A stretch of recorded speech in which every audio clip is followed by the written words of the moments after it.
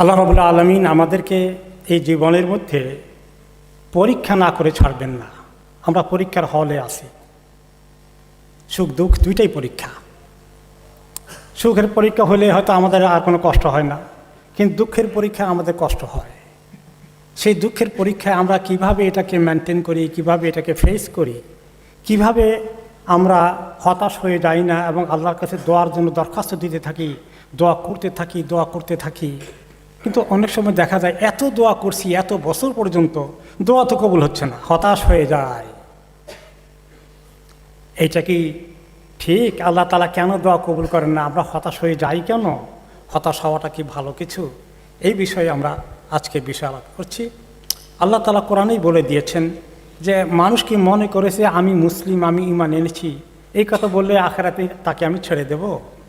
আমি তাকে জীবনে বহু পরীক্ষা নিরীক্ষা করব, উত্থান পতন হবে তার আনন্দ খুশি হতে পারে, তার কষ্ট দুঃখ, কারো কারো দুঃখ অনেক লম্বা হতে পারে। এই কষ্টের মানে কোনো দিন শেষ হবে না, হতাশার পরিস্থিতি এসে যেতে পারে। এগুলোর মাধ্যমে আমি পরীক্ষা করে দেখব যে কে আমার পরীক্ষায় পাশ করলো আর কে হতাশ হয়ে গেল, আমার উপর আস্থাই হারিয়ে ফেললো। এইটাই তার পরীক্ষা হয়। এই পরীক্ষা না করে আমি ছাড়ব না। এবং এই পরীক্ষা আমাদের জন্য সাময়িকভাবে অনেক কষ্টের কারণ হয়, কিন্তু আল্লাহ তাআলা বলেন যে এই পরীক্ষায় পাশ করলে রেজাল্টটা অনেক উত্তম হবে, এর পুরস্কার অনেক বড়। এই জন্য একটা হাদিসে রাসূলুল্লাহ সাল্লাল্লাহু আলাইহি ওয়াসাল্লাম বলেছেন, যখন কোনো লোককে কাউকে আল্লাহ পরীক্ষা করেন, তাহলে যাকে আল্লাহ ভালোবাসেন তাকে আল্লাহ পরীক্ষা করেন, ভালোবাসার পাত্রকে বেশি করে পরীক্ষা করেন। তো যে ব্যক্তি পরীক্ষায় আল্লাহর উপরে কোনো অবস্থাতেই বেজার হয় না, খুশি থাকে, দোয়া করে পরিবর্তনের জন্য, না হলেও আল্লাহর উপরে নাখোশ হয় না, তার জন্য আল্লাহর কাছ থেকে অপেক্ষা করছে বিরাট সন্তুষ্টি। আর যে ব্যক্তি পরীক্ষা ফেল করলো, দোয়া করতে করতে করতে করতে হতাশ হয়ে এখন তার ঈমান দুর্বল হয়ে গেল, আল্লাহর প্রতি ভরসা তার থাকলোই না, তখন সে পরীক্ষায় ফেল করে ফেললো। সে এমনকি আল্লাহর উপরে অত্যন্ত তার দুঃখ অভিমান সৃষ্টি হয়ে গেল, আল্লাহর উপর তার কষ্ট চলে আসলো, আল্লাহ তার উপরে তখন নাখোশ হয়ে যান। আসলে আমরা দোয়া করি সঙ্গে সঙ্গে উত্তর পাইলে খুব ভালো লাগে, আমার দোয়া কবুল হয়ে গেছে। আর দেরি হইলে মনে হয় না আমার দোয়া তো বোধহয় কবুল হয় না, কোনো দিনও কবুল হবে না। এটা ভুল ধারণা। একটা হাদিসে রাসূলুল্লাহ সাল্লাল্লাহু আলাইহি ওয়াসাল্লাম বলেন যে কোনো মুসলিম যখন সত্যিকারভাবে ঠিকমতো দোয়া করে, যে দোয়ার মধ্যে কোনো গুনাহ কামাই করার জন্য দোয়া করে না, চুরি করতে পারি এই জায়গায় এই বাড়িতে এর জন্য দোয়া করলো, এরকম দোয়া কবুল করা কি ভালো নাকি? গুনার কোনো দোয়া যদি না হয়, অথবা আমার দুশ্মনী করেছে তার বাপ বেটায় একদম যুদ্ধ লাগাই দাও, এরকম কোনো খারাপ দোয়া করে না সম্পর্ক নষ্ট হওয়ার জন্য, এরকম খারাপ দোয়া না করলে মুসলমানের দোয়া কবুল হতেই থাকে। কিন্তু আমি তো দেখি না আনসার, কই কবুল হলো কেমনে? 10 বছর 30 বছর ধরে দোয়া করলাম, কবুলই হলো না, এরকম মনে হয়। তো আল্লাহ তাআলা কাছ থেকে কবুল হওয়ার 3 তরিকা নবী করিম সাল্লাল্লাহু আলাইহি ওয়াসাল্লাম বলেছেন, যেটা চেয়েছে বান্দা দোয়া করলো হয়তো সেটা পেয়ে যাবে, আনসার আসবে, অথবা আল্লাহ তাকে দেবেন না, সিদ্ধান্ত নিয়েছেন যে এই দোয়ার তিনি আনসার দুনিয়াতে দেবেন না, এটার আনসার দেবেন আখিরাতে। সেই দোয়ার পুরস্কার পেয়ে সে জান্নাতে চলে যেতে পারবে। আর অথবা তার কাছে আরও বড় বিপদ আসার কথা ছিল, সেটাকে আল্লাহ সরিয়ে নিয়ে যাবেন। দোয়া করছে একটার জন্য, সেই বিপদ না সরিয়ে আল্লাহ তাআলা আরেক বিপদকে সরিয়ে দিয়েছেন। আমরা তো সেটা আর পাই না, আমরা মনে করি কই আমার দোয়া কবুল হলো কই।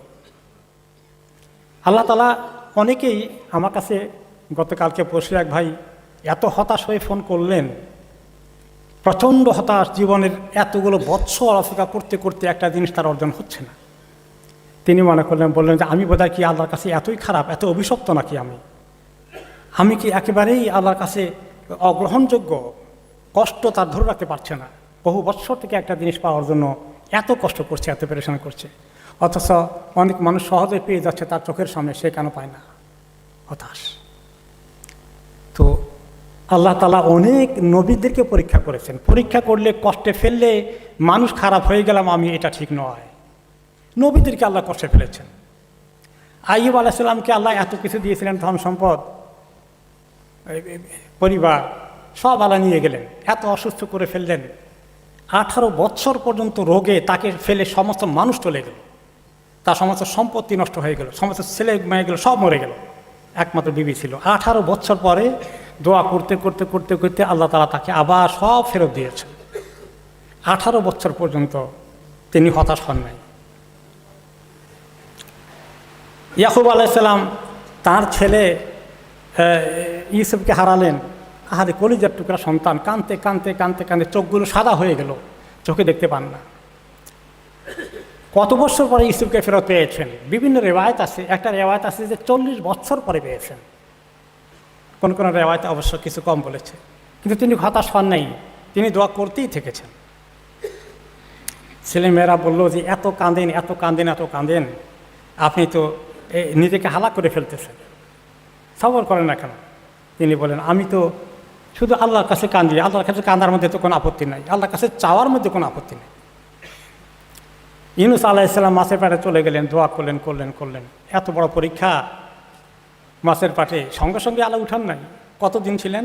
কেউ কেউ বলেছেন 3 দিন ছিলেন মাছের পেটে, কেউ কেউ বলেছেন 7 দিন ছিলেন। এগুলো সুস্পষ্টভাবে কিছু বর্ণনা আসেনি, কেউ কেউ আর একটু বেশি সময়ের কথা বলেছেন। কিন্তু তারপরে আল্লাহ উদ্ধার করেছেন। তাহলে আমরা কী দেখলাম যে নবীদেরকেও আল্লাহ বড় বড় পরীক্ষা করেছে। তো আমরা তো এত গুনাহগার, আমাদেরকে যে আল্লাহ এখনও সুস্থ রেখেছেন, অনেক কিছু ঠিক রেখেছেন, এটা তো আল্লাহর মেহেরবানি।